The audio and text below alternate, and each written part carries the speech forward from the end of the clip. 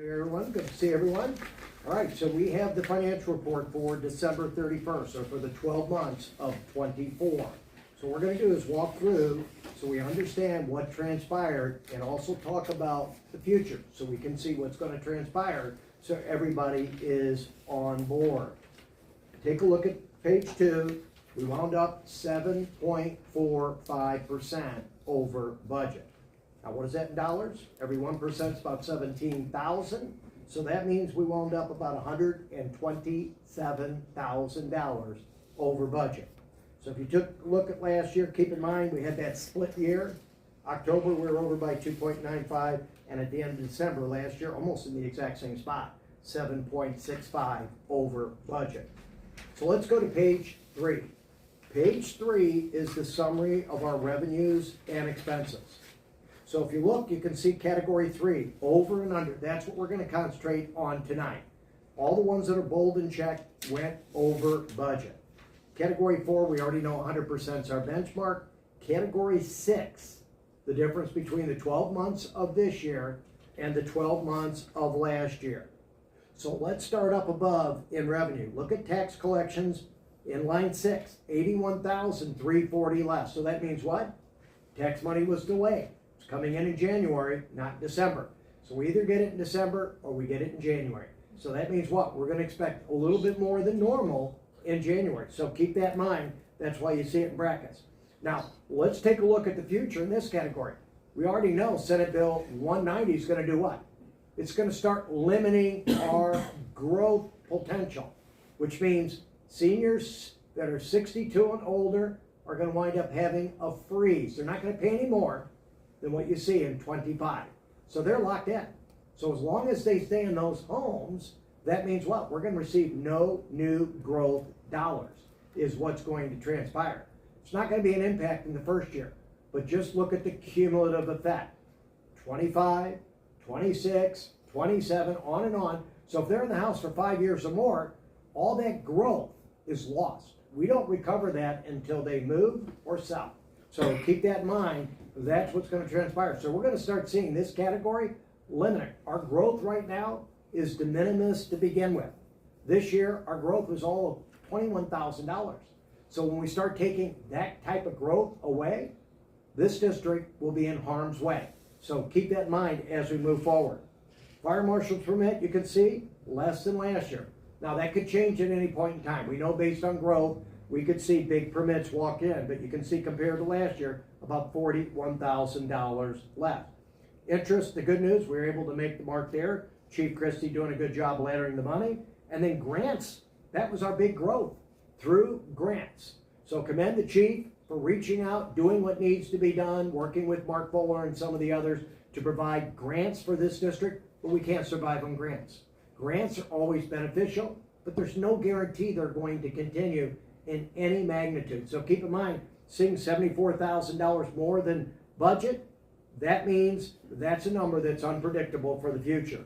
So look at revenues. We came in at 96.08, 65,000 below with what was anticipated, and it's mainly based on what? Delayed tax revenue. So keep in mind, we'll see that in January. Compared to last year, look at the difference on revenue. $140,000 less.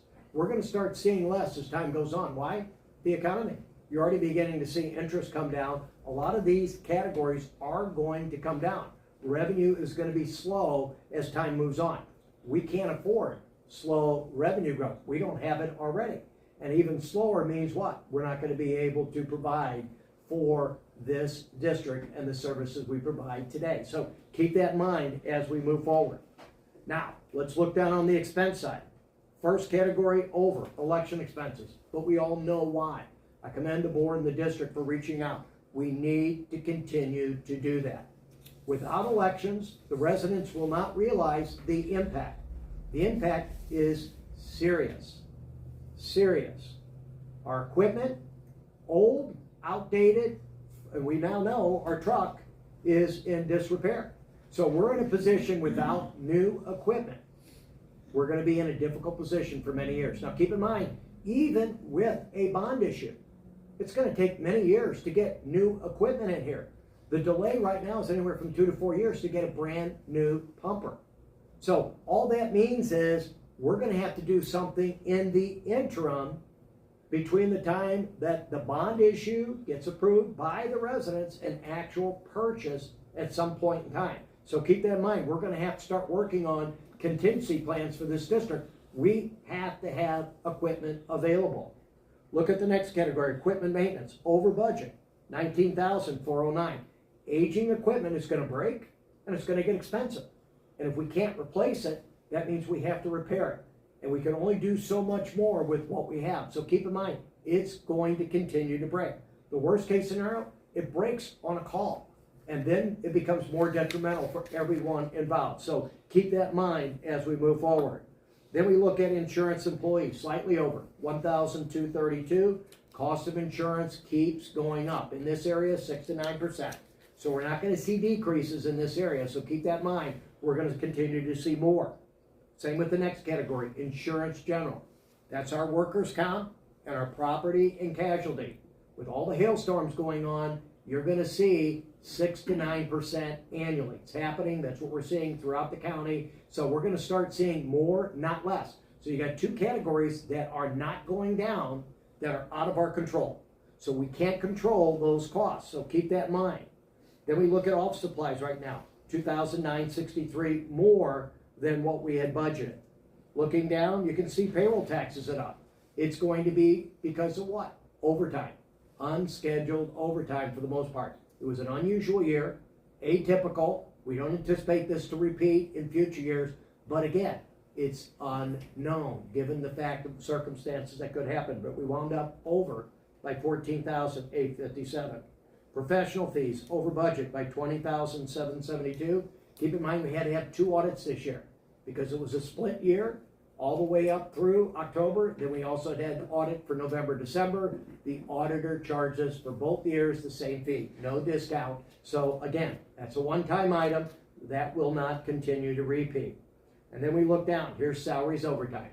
This is the big difference, 154,764. So we're all aware of what transpired this year. So keep in mind, we do not anticipate this is gonna repeat.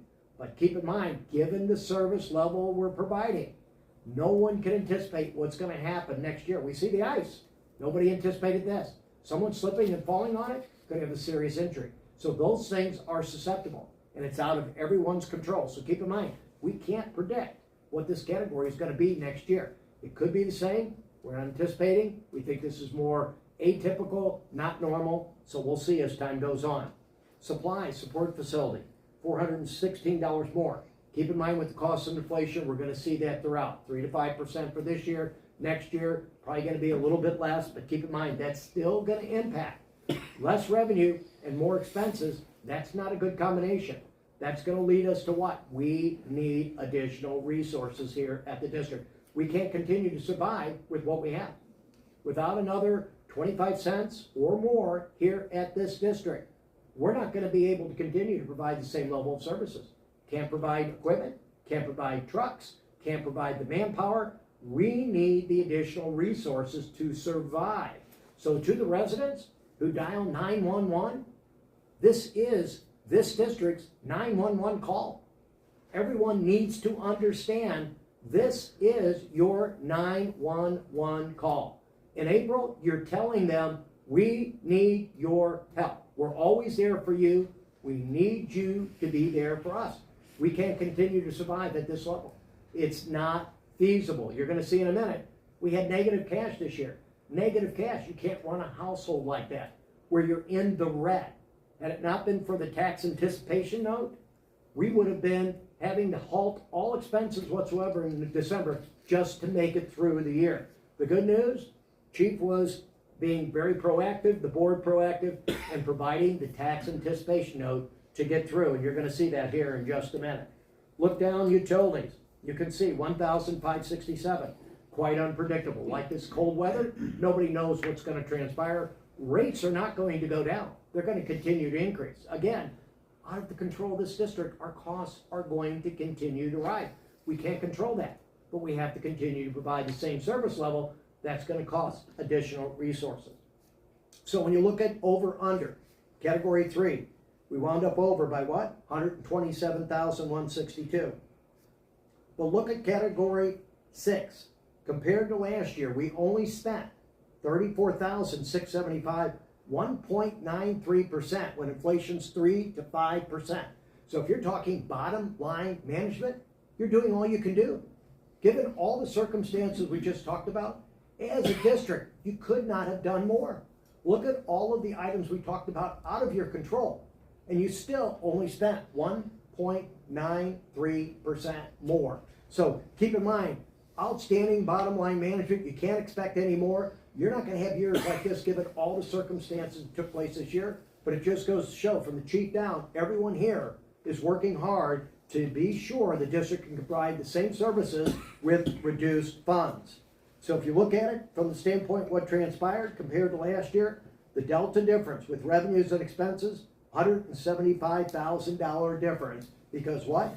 Less revenue of $140,000 and a few more expenses at $35,000. So that created the difference. So the big difference is going to be on the last page, page 10. Those are the cash balances. So this is what we're talking about from the reserve standpoint. So this is the priority here. So when someone says, where are you at? We're out of money. This is true to fact. You're out of money. Look at the very bottom of on column 1. You see, without tax anticipation loan, you had a negative $13,219.41. That means if anybody has a home budget and you're in the red, that means you've spent more than you have available. And that's exactly what happened. Had it not been for the tax anticipation note, we wouldn't have been in the situation we were. We backed out all the new revenue. The new revenue means all those tax letters that came in for tax 25, meaning budget year 25, we backed that out. That was $91,079. Those are not the current year dollars. They relate to next year's budget. So those are people that pay early. So those have been backed out of this equation. So when you're all said and done, you wind up with $13,219.41 in the hole.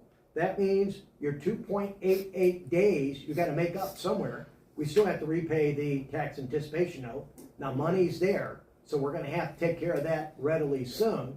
So I'd recommend just getting that taken care of so we can move forward. But right now, it's serious. If you're in debt right now by $13,000, this only manifests on itself. Next year, it's going to be more.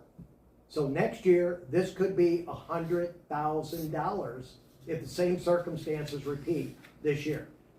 So that's the reason why the need for 25 cents. So when I say this is your 911 call to your residents, this is your 911 call. You have a need today for additional resources. It's not just the quarter. The quarter will help provide for the expenses we just talked about. But it doesn't replace your equipment. It doesn't replace trucks. That's the bond issue. The bond issue is needed also. Without the $10 million for capital equipment, we can't survive. We can't keep repairing these vehicles with all these miles aged, outdated, and continue to survive. It's not going to work. So the 25 cents keeps things going as is. The bond issue provides us for the future so we can move forward as a district. That's why both are needed. 25 cents to keep things going, the bond issue for the future. We need to have additional equipment, trucks. We need additional equipment. We can see it keeps breaking down. We need to prepare on these calls. Without that, these calls are going to be very difficult to run here in the near future. So with that, I'll entertain any questions, comments, or issues in regard to the December financial report and or for the calendar year 2024. Can you explain, Rick, you keep talking about Sure. the tax anticipation loan. Yep.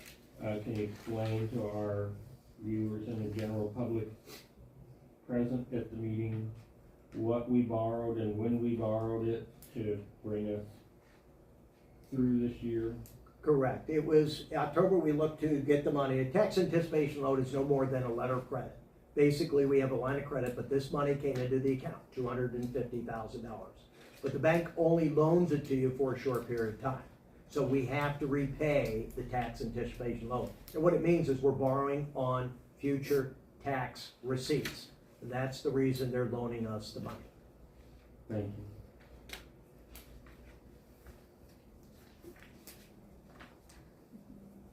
Anybody else have any questions? Board members good? Okay, Right, very good. thank you for your time. Thank you all very much, Thank greatly you. appreciate everything.